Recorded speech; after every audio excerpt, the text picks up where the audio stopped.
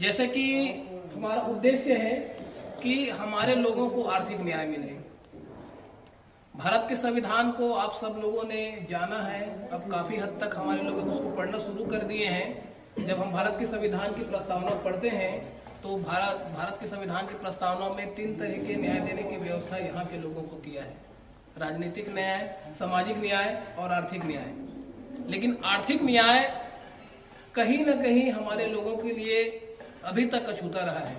यदि हम भारत के संविधान के आर्टिकल 38(2) को उठा कर देखते हैं, उसमें पाएंगे कि भाई जो असमान आय वाले हैं उनको समानता में लाने की बात डायरेक्टिव प्रिंसिपल में किया गया है। यदि हम आर्टिकल 46 की बात करें तो जो कमजोर वर्ग हैं, आर्थिक रूप से पिछड़े हैं, उनकी आय में अभिवृद्धि की बात किया गया है।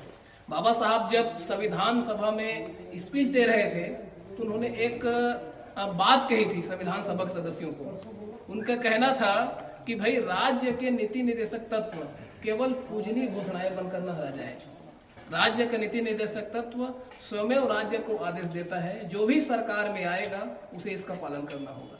और इसी के तारतम्य में खास करके यहाँ के वंचित जमात के लोगों को, खास करके अनुसूचित जाति जनजाति वर्ग के लोगों को आर्थिक न्याय सुनिश्चित कराने ही ये उद्यमी व्यापार व्यवसाय में बढ़ावा देने के लिए ही ये अनुसूचित जाति जनजाति के लिए पृथक बजट की परिकल्पना 1979 में की गई थी।